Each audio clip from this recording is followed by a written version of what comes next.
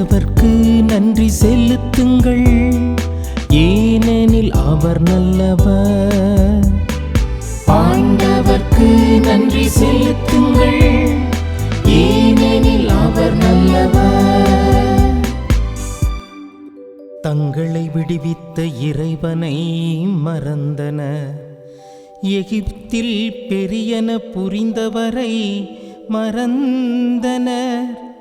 Com நாட்டில் அவர் செய்த வியத்தகு செயல்களை மறந்தனர். செங்கடலில் அவர் செய்த அச்சுறுத்தும் செயல்களையும் மறந்தனர்.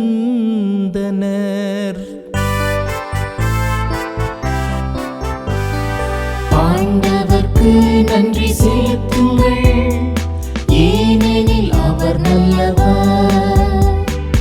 ஆண்டவர்க்கு நன்றி செலுத்துங்கள், ஏனெனில் அவர் நல்லவர். ஆகையால் அவர்களை அவர் அழித்து விடுவதாக கூறினார். ஆனால் அவரால் தேர்ந்து கொள்ளப்பட்ட மோசே அவர் முன் உடைமதில் காவலர் போல் நின்று அவரது கடும் சினம் அவர்களை அழிக்காதவாறு தடுத்தார். அவரது கடும் சினம் அவர்களை அழிக்காதவாறு தடுத்தார்.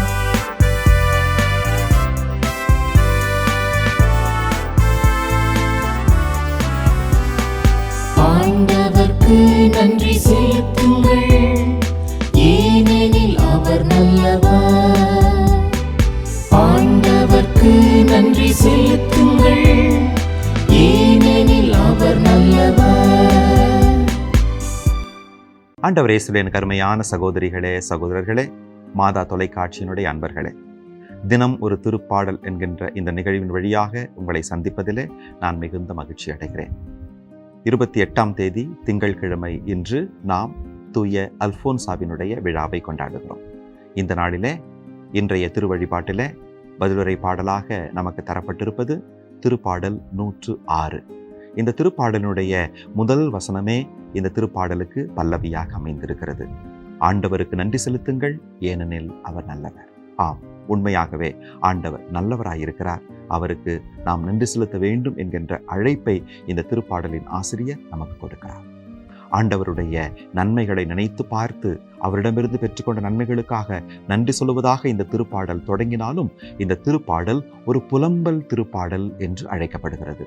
ஏனென்றால் இந்த திருப்பாடல் 106 48 வசனங்களோடு மிகப்பெரிய ஒரு திருப்பாடலாகவும் அமைந்திருக்கின்றது.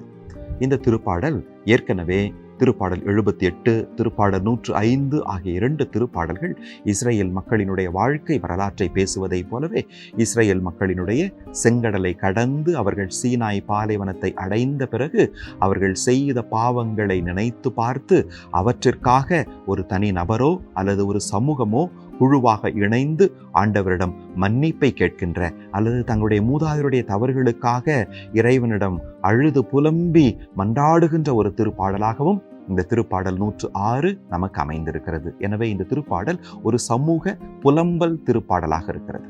இஸ்ரேல் மக்களை அற்புதமான விதத்திலே செங்கடலை கடக்க செய்து எகிப்தியருடைய கையினின்று பாரவோன் மன்னனுடைய கையினின்று இறைவன் விடுவித்து அவர்களுக்கு ஒரு புதிய வாழ்வை, விடுதலை வாழ்வை கொடுத்திருக்கிறார். செங்கடலை அவர்கள் கடந்து வந்தபோது இறைவன் அவர்களை எத்தனை அற்புதமாய் வழிநடத்தி வந்தார் என்பதை அவர்கள் பார்த்திருக்கிறார்கள். இரவிலே அவர்களுக்கு நெருப்பு தூணாகவும் பகலிலே மேக தூணாகவும் இறைவன் அவர்களை வழிநடத்தி இருக்கிறார் என்பதை அவர்கள் கண்ணார கண்டிருக்கிறார்கள். ஆயினும் கூட சீனாய் மலையை அடைந்த பிறகு அவர்கள் சீனாய் மலையின் அடியிலே கூடாரம் அமைத்திருக்கிறார்கள். மோசே இறைவனை சந்திப்பதற்காக சீனாய் மலையின் உச்சிக்கு ஏறியிருக்கிறார். நாட்கள் ஆக ஆக மோசே திரும்ப இறங்கி வராத காரணத்தினாலே அவர்கள் தங்களை காப்பாற்றிய கடவுளை வழிபடுவதற்கு எங்களுக்கு ஒரு தெய்வத்தின் சிலை வேண்டும் என்று ஆரோனை கேட்கிறார்கள். அப்போது ஆரோன் அவர்களிடம் இருக்கின்ற எல்லா பொன் பொருளையும் தங்க அணிகலன்களையும் பெற்று அதிலிருந்து ஒரு புன் கன்றுக்குட்டியை செய்து, இதுதான் உங்களை காப்பாற்றிய தெய்வம், இதை வந்து வழிபடுங்கள் என்று சொல்லி அந்த பொன் கன்றுக்குட்டியை அவர்கள் தெய்வமாக, தங்களை காப்பாற்றிய, தங்களுக்கு வாழ்வு கொடுத்த, தங்களுக்கு விடுதலை கொடுத்த தெய்வமாக அவர்கள் அந்த பொன் கன்றுக்குட்டியை வழிபட ஆரம்பிக்கிறார்கள், போற்றி பாட ஆரம்பிக்கிறார்கள். இந்த நிகழ்வு விடுதலை பயண புத்தகம் 32வது அதிகாரத்தில் நமக்கு காண கிடைக்கிறது. இப்படி அவர்களுடைய இந்த நிகழ்வை, இந்த பொன்கன்றுக்குட்டியை வழிபடுகின்ற அந்த பாவ நிலையை எண்ணி பார்க்கின்ற இந்த சமூகமானது தன்னுடைய மூதாதையர்கள் செய்த குற்றத்திற்காக இறைவனிடம் அழுது புலம்பி மன்னிப்பை வேண்டி மன்றாடுகிறது. இந்த பொன்கன்றுக்குட்டி என்கின்ற இந்த போலி தெய்வத்தினுடைய உருவச் சிலையினுடைய இந்த எண்ணம் அவர்களுக்கு எங்கிருந்து வந்திருக்க கூடும் என்று நாம் சிந்திக்கின்ற போது, அவர்கள் எகிப்திலே அடிமைகளாக இருந்தபோது எகிப்தியர்களுடைய தெய்வங்களில் ஒன்றாகிய அபீஸ் என்கின்ற தெய்வம், இந்த தெய்வம் இனப்பெருக்கத்தின் தெய்வமாக கருதப்பட்டது, மறுவாழ்வின் தெய்வமாக கருதப்பட்டது. இந்த தெய்வத்தினுடைய சிலையானது காளை சிலையாக இருந்தது. ஒருவேளை அவர்கள் எகிப்திலே அடிமைகளாக வாழ்ந்தபோது இந்த தெய்வத்தின் சிலையை அவர்கள் வழிபட்டு கொண்டிருந்திருக்கலாம். அல்லது பெனிசிய இன மக்களானவர்கள் கானா நாட்டிலே வாழ்ந்த ஒரு இனக்குழுவாகிய அந்த பெனிசியர்கள் அவர்களுடைய தெய்வமாகிய பாகால் தெய்வத்தை காளையின் உருவமாகத்தான் செய்து வழிபட்டார்கள். இந்த காளையின் உருவத்தை கொண்டிருந்த பாகால் தெய்வமானது இனப்பெருக்கத்தின் தெய்வமாக, வலிமையின் தெய்வமாக கருதப்பட்டது. எனவே ஒருவேளை இந்த பின்னணியில இஸ்ரேல் மக்கள் இந்த பொன் கன்றுக்குட்டியை செய்து அவர்கள் வழிபட்டிருக்கலாம். இந்த நிகழ்வை நினைத்து பார்த்து, அவர்களுடைய பாவத்தை நினைத்து பார்த்து இந்த சமூகமானது ஆண்டுகள் பல கடந்த பிறகும் கூட, ஒருவேளை தாவீது அரசர் கூட தங்களுடைய மூதாதையருடைய பாவங்களுக்காக இறைவனிடம் அழுது மன்றாடி மன்னிப்பை கேட்டிருக்கலாம். அல்லது பாபிலோன் அடிமைத்தடைக்கு பிறகு தங்களை காப்பாற்றி வழிநடத்தி வருகின்ற இறைவனை நினைத்து பார்த்து அவருக்கு நன்றி சொல்லுகிற விதத்தில் தங்களுடைய மூதாதையர்கள் செய்த அத்தனை பாவங்களுக்காகவும் ஏதோ ஒரு பாபிலோன் அடிமைத்தடையிலிருந்து மீண்டு வந்த இஸ்ரேல் மக்களினுடைய ஒரு குழுவினர் இறைவனிடம் மன்றாடி புலம்பி அழுது மன்னிப்பை கேட்கின்ற ஒரு திருப்பாடலாகவும் இந்த திருப்பாடல் இருக்கலாம். ஏனென்றால் இந்த திருப்பாடலின் தொடர்ச்சியை நாம் பார்க்கின்ற போது, கான் நாட்டில் இருந்த மக்களுக்கு எதிராக எங்களை நீர் மிக உன்னத நிலைக்கு உயர்த்தியிருக்கிறீர் என்கின்ற வார்த்தையை நாம் வாசிக்கின்றோம். இந்த கான் நாடு என்பது என்ன? எகிப்திய நாட்டினுடைய இன்னொரு பெயர் தான் கான் நாடு. நாம் தொடக்க நூலிலே நோவாவினுடைய பிள்ளைகளின் பெயர் பட்டியலில் பார்க்கிறோம். 9வது அதிகாரத்திலே நாம் பார்க்கின்ற போது நோவாவுக்கு 3 பிள்ளைகள் இருந்தார்கள். சேத்து, கான் மற்றும் எபிபோத்து.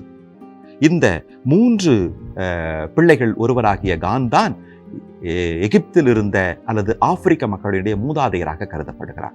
இந்த நிலப்பரப்பில் அவர்கள் அடிமைகளாக வாழ்ந்த அந்த நிலையையும் அவர்கள் நினைத்து பார்க்கிறார்கள்.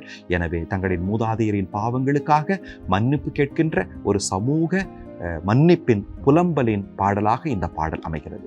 ஆண்டவரே, இயேசுவின் அருமையானவர்களே, நம்முடைய வாழ்விலும் கூட பல சமயங்கள் நாம் தவறி போயிருக்கிறோம்.